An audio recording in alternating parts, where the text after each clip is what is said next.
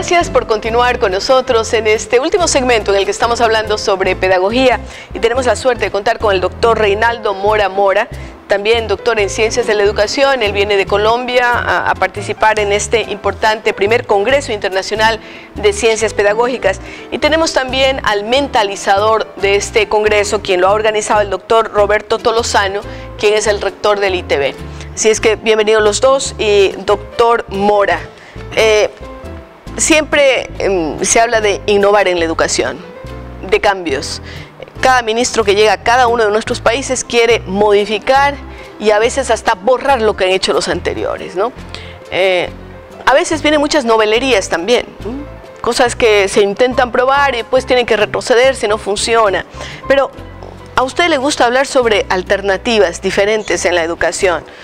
Cuéntenos sobre esas alternativas curriculares sin caer en la novelería. Bienvenido. Muchas gracias. Contento de estar aquí en el país hermano. A ver, casi nuestros países bolivarianos en la década de los 90, a través del desarrollo de la Constitución y la Ley General de la Educación. Hasta gran colombianos podríamos decir, sí, ¿no? Sí, remitiéndonos a la historia. Sí. La propia Constitución fue quien lanzó esas propuestas alternativas. Uno puede hacer la comparación con lo que también sucede aquí en el Ecuador y mirar unos artículos muy puntuales que tienen que ver con la educación. Por ejemplo, en Colombia el 67, 68, 69. El 67 habla de la educación debe formar en valor y va diciendo que en valores. Aquí creo que los artículos aquí son 26, 27, 28 que también guardan esa misma relación. El 68 dice que todas las instituciones educativas deben tener un proyecto educativo institucional.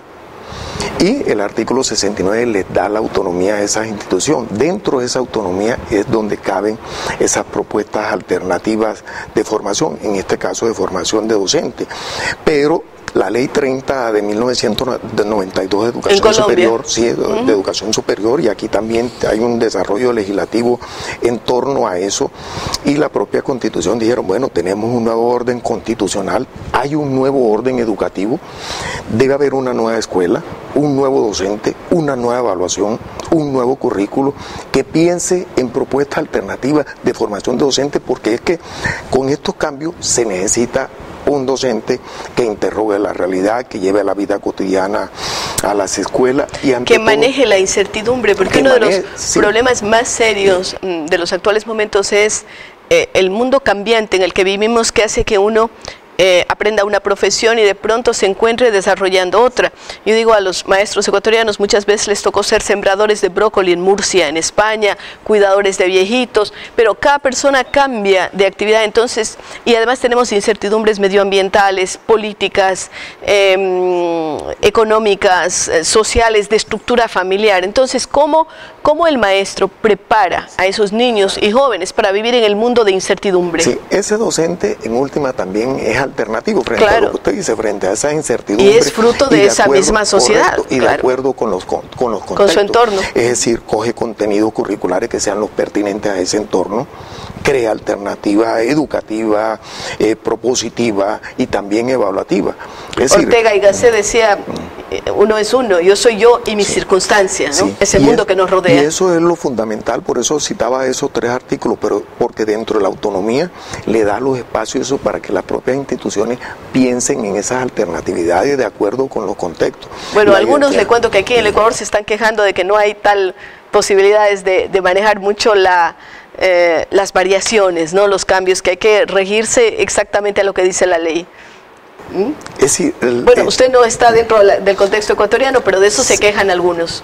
Le cuento. Un ejercicio que voy a hacer ahora cuando llegue a Colombia es tratar de, porque es una invitación que quiero hacerle al instituto y ahora que estamos aquí con el rector, de cómo mirar en los países bolivarianos, por lo menos en los gran colombianos.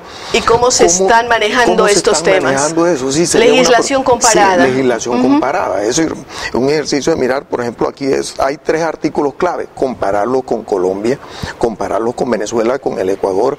Que eso implica, doctor, un doble trabajo, porque usted tiene que mirar primero la ley. Claro, sí. Y luego tiene que mirar la realidad. La realidad. Porque una cosa es la ley, que a veces está escrita y nada más. Y otra cosa es lo que está pasando en la práctica. Ya Bolívar lo decía, no copiemos modelos extranjeros. pensemos, construyamos las leyes respondiendo a nuestras realidades. Mi querido Bolívar se lo está usando tanto que, a pesar de que estamos hablando de un instituto bolivariano, pues a veces yo creo que hay un manoseo de nuestros personajes de la historia maravillosa, llámense Bolívar o Alfaro, así que los vamos a dejar descansar. Los vamos a dejar descansar y nos metemos de lleno en lo que tiene que ver con la educación. Sí. Entonces, cuando pienso en propuestas alternativas, es tratar primero de cómo poner a dialogar esas incertidumbres en el marco de lo local. Estoy en Cuenca, estoy en una población de Cuenca, eso es lo local, pero cómo dialogar con lo global. Y, bueno, ahí es donde aparece el currículo y esa propuesta alternativa que tiene que ser un docente, por un lado, integral. Y por eso hablamos de un neologismo que tiene que ver con un concepto nuevo de lo local, ¿no? Sí, porque lo local de alguna forma con lo global, claro, sí. Conjugamos global y local, local. Y en lo local se puede ver el universo, en un grano de arena se ve el universo, es decir, ya los medios de comunicaciones nos acercan tanto a la realidad. Pudimos quedarnos hablando muchísimo tiempo, doctor Mora, pero vamos a darle la oportunidad aquí al organizador de este evento, al doctor Tolosano, para que nos cuente primero a usted qué lo motivó a hacer este Congreso Internacional de Pedagogía y luego si esas expectativas que usted tuvo cuando estaba planificando el Congreso se han cumplido ahora que lo ha realizado. Bienvenido. Bueno, doctora, muchas gracias. Estamos en deuda con la sociedad y se nos dice por un lado que debemos de ser mejores cada día, de mejorar la calidad, pero por otro lado no están los instrumentos, entonces la necesidad de buscar un espacio nos llevó a construir el espacio. Entonces tuvimos que construir el Congreso, porque buscábamos congresos que nos ayuden justamente a hacer la transformación, pero como en virtud de que se genera no los encontramos. O sea, ustedes vinieron a llenar un espacio vacío al realizar este Congreso. ¿Cuáles son los objetivos fundamentales del Congreso? Bueno, lo que estamos haciendo es el intercambio, ¿no? Hemos invitado expositores de diferentes países, obviamente con diferentes aristas, visiones, y al final hemos llegado a la conclusión de que existen cosas comunes, ¿no? Y que, como usted decía, hay muchas novelerías, y que en definitiva esto de la educación, de educar, no es tan complejo como se piensa, más bien hay que hacer las cosas bien. Y para hacer las cosas bien hay que hacer cosas simples, concretas, y que podamos nosotros entender que educar es una tarea de profesionales realmente, no cualquiera puede educar, tiene que haber la vocación. O sea, la idea es como un poco en Finlandia, que la aceptación de alguien que viene a ser maestro viene después de una serie de procesos de selección, o sea, solo los mejores pueden ser maestros. ¿Usted está de acuerdo con eso? No, definitivamente que no. Yo considero que debe haber vocación. Vocación, claro, por supuesto, pero tienen que ser buenos además en lo que hacen, ¿no? Pero me refiero a que todos tenemos que tener la oportunidad de ser maestros, ¿no? De alguna forma lo somos, cada uno con nuestros hijos, con nuestro entorno, pero otra cosa en el aula.